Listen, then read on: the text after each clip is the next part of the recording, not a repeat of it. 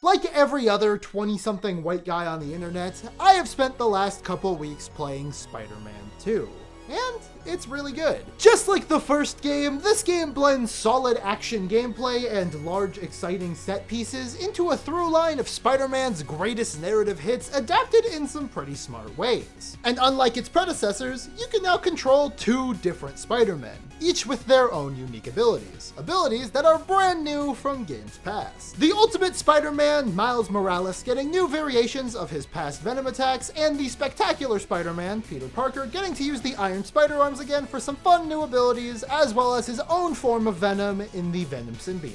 And the map, now double the size of the original, transforms the concrete jungle of New York into a series of platforming challenges for the web slingers to navigate, making movement an absolute blast no matter how much city you have to trek through. An aspect of the game that's made all the better by the addition of the web wings and faster swing speeds. All in all, it's a solid experience. If you're here for a recommendation, I can say pretty confidently now to just go for it, but throughout my entire time with the game, there was this feeling. A feeling that was eating me alive every time I tried to reflect on my playthrough now that I'm on the other side. Have you noticed something about what I've been saying? Something off about the way I've been speaking about Spider-Man 2? Just like the first game, and unlike its predecessors, brand new from games past. Now double the size of the original.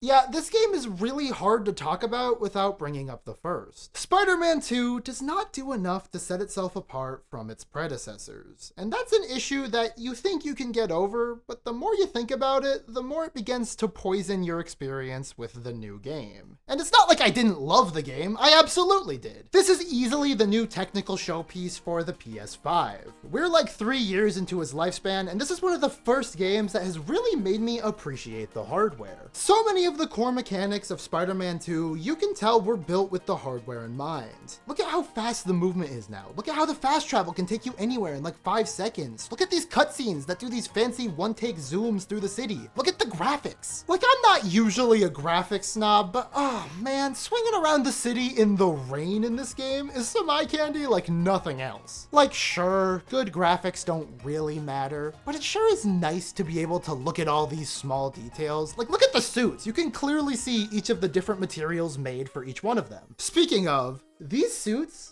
the inner comic book fan child within me was screaming. I like the MCU Spider-Man a lot, and this is a healthy sample platter of everything Tom Holland ever wore, and they even have some pretty cool deep cuts for the hardcores as well. My personal favorites ended up being the classic black suit with that purple tint, and the one based off of the what-if story of Miles Morales becoming Wolverine, but let's be real with ourselves, there are big hits across the board. I like how the game featured my personal favorite Spider-Man villain, the Sandman, as both a large set piece to open the game, as well as a recurring side plot for you to tackle in the open world. And oh boy, do I love the story. The game does a mostly good job at balancing the screen time between all the characters introduced throughout the past 2 games, and introduces what might be one of the most likable iterations of Harry Osborn I have ever seen adapted. I was scared for how he would integrate into things, being that he's one of the main players of this story, but had yet to make a proper significant appearance in universe, so there was all these signs for his reintroduction into Peter's life to be handled fairly sloppily, but no, he's actually really cool, and you really feel for his plight throughout the experience. I like that Kraven the Hunter and Venom are the main villains. I like that Mysterio is the one in charge of the challenge levels. I like that they added new swinging mechanics for the dumb idiot babies on Twitter who decided the first game swinging was too easy for them. I like that you can bump into the other heroes while crime fighting. I like the slow world building of Insomniac's Marvel Universe, and especially I like that so many of the few sweeping changes that this game introduces come directly from what people really didn't like in the first game. Case in point, the Mary Jane levels. In the first game, these sequences, while providing some decent dialogue, could never really escape the fact that gameplay-wise, well, no one liked playing as Spider-Man's non-superpowered girlfriend. So in the sequel, fuck it, she's a combat master. In her off-screen vacation from the last game, she has learned defense training and is now Lara Crofting her way through several third-person shooter segments, doing more stealth takedowns than your average Far Cry protagonist, with your own rock-throwing button to go with it. And she's like a combat prodigy too? I'm not joking, the game makes a deliberate point to have Kraven the fucking hunter talk about how good of a job MJ is doing at mowing down the hordes of his men. And while these are still arguably the weakest combat segments in the game, they are now just a couple of levels that are slightly less than, and not glaringly, unanimously understood to be the worst portions of an otherwise perfect video game. In fact, one of my favorite sequences in the game actually belongs to an MJ level. When the symbiote first begins to develop its own personality, it takes control of a still sleeping Peter Parker to attack a bunch of Kraven's guys, and you get to experience that horrifying realization all from the point of view of the only playable character in the game who can't do anything about it. Pretty good stuff. The atmosphere here is impeccable. So you might be wondering, if I liked or even loved all of these different things, then why do I think Spider-Man 2 is mostly just okay?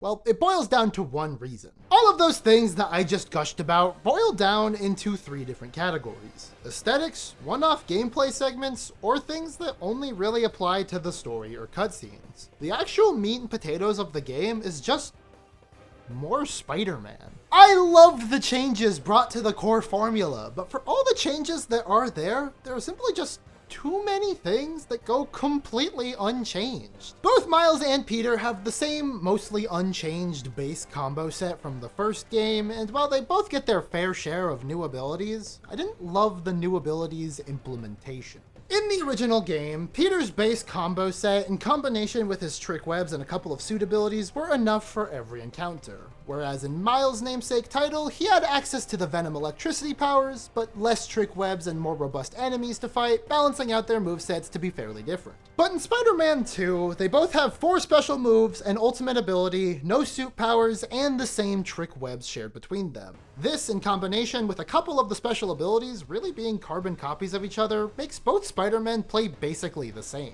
Plus, even though the new trick webs they chose for this game are far more powerful, I also find them far less interesting than the ones that were in Spider-Man base. Like, they got rid of the tripwire. That one was basically the bread and butter of stealth segments in the original. And these more powerful webs in combination with the enhanced abilities of our main cast make some of these early combat segments an absolute joke, even on the hardest difficulty where I played. So to compensate for this lack of difficulty that the enhanced moveset of our Spider-Men naturally brings, later in the game, they just begin throwing way more enemies at you that take way more hits to defeat, so you basically just have to spam abilities and trick webs as a meager form of crowd control. And these combat segments feel way too slapdash and sloppy in execution. Like, they weren't sure how to balance it, so they somehow made a game that is both too easy and too hard in completely different ways. And it's not just the combat that suffers from this kind of failure to see the big picture. Basically everything in this game causes you to turn your head and be like,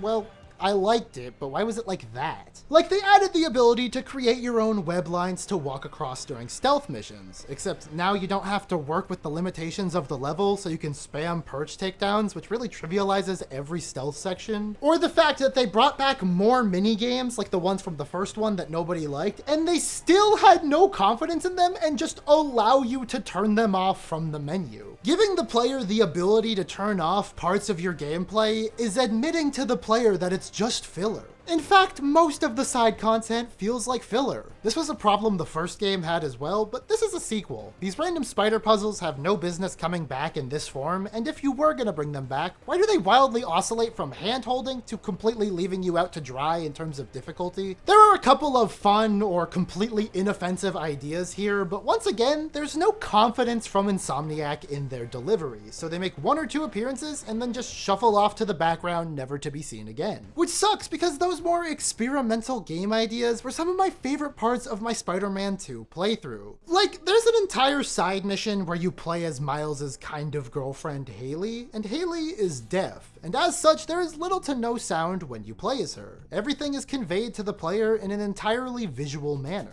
And let me tell ya, I think this is too cool of a game mechanic to have only been used once in a pretty lame side mission. Imagine a sequence where Venom attacks Miles' school or something, and you get a more horror-based experience as you have to use nothing but visual cues as a means to avoid him and escape, or something like that. I don't know, something more than just slice-of-life New York City when MJ is out here playing Call of Duty in the symbiote base. I can understand the hesitation in using a real-life ailment as a video game mechanic, but you already did did it, so you might as well commit. Also, not to mention, the game is also pretty short, 34 hours to get my platinum trophy, and according to how long to beat, my time is about 9 hours over par, so it's probably gonna be even less for you. Also, the game is weirdly glitchy. I experienced more tech problems in Spider-Man 2 than I have in any of the other Insomniac titles, including 2 straight up game crashes and one time where I just straight up fell through the floor and died. Let's be clear, these aren't a huge deal. Nowadays, you can't really expect to buy an open world game and not see any issues like this, but it was pronounced enough where I felt the need to mention it here.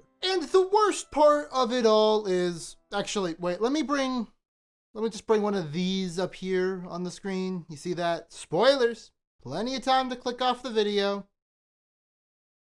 Okay, and the worst part of it all is nothing changes by the end of the game. We see firsthand how being Spider-Man is tearing apart the lives of Miles and Peter, with the major recurring theme of the entire game being the idea of finding a balance between these two lives to be greater together. And the game decides that the grand solution to all of this is having Miles take up Spidey full time? What about all those cutscenes explaining how Miles was actively using Spider-Man as a way to procrastinate from his normal life duties? Miles chooses to be Spider-Man over his college essay, over his girlfriend's art gallery, over helping his mom, yet the healthy solution to this problem is more Spider-Man? Peter's biggest problem throughout the entire game was his inability to keep a job as Spider-Man, but he ends the game without a solid career path forward. It's unclear if the Emily May Foundation stuff is still in operation or if it's just some kind of independent thing Peter is doing.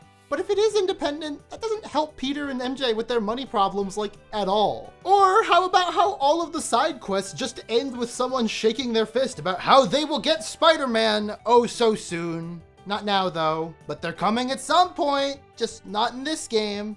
But eventually, the only character here who really ends the game in a different place than they started is MJ, which, don't get me wrong, our girl Mary Jane is one of the highlights of this experience, and I enjoyed seeing her move to her own form of independent journalism. But she's not, you know, Spider-Man. At the end of the day, she is just a supporting cast member in somebody else's story. And even then, everyone else is either just kinda stuck in a fugue state or has to actively undo character development that was put onto them in this game only. Like, yeah, Peter becomes a dick and hurts people because of the symbiote, but before and after that, he's basically the same nice dude. Miles is kinda will they, won't they with Haley at the end of Miles Morales, and only kind of moves past that by the end of this game. And Harry starts off the game in a test tube cut off from the rest of the world and ends the game in a coma cut off from the rest of the world. I guess we'll just have to wait to see any real character progression until Spider-Man 3 hits store shelves in 5 years.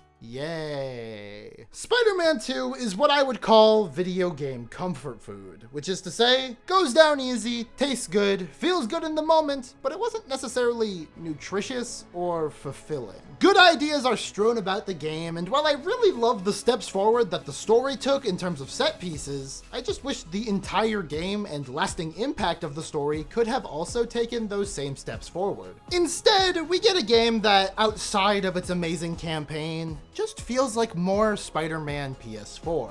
And don't get me wrong, I love Spider-Man PS4. I think it is one of the best games that I have ever played. But I already played that game, and I already played its DLC, and I already played its sister game, Miles Morales. I wanted something new, something exploratory, and while Spider-Man 2 is good, it's definitely not new. Too many things in this game just stood out as not being properly thought out, not being particularly interesting or different, or not moving the story ahead in a satisfying enough manner that just kinda left me with a bad taste in my mouth after finishing the whole thing. But, you know, it has the Sandman in it, and I really like the Sandman. So 10 out of 10! Game of the year, baby! See ya!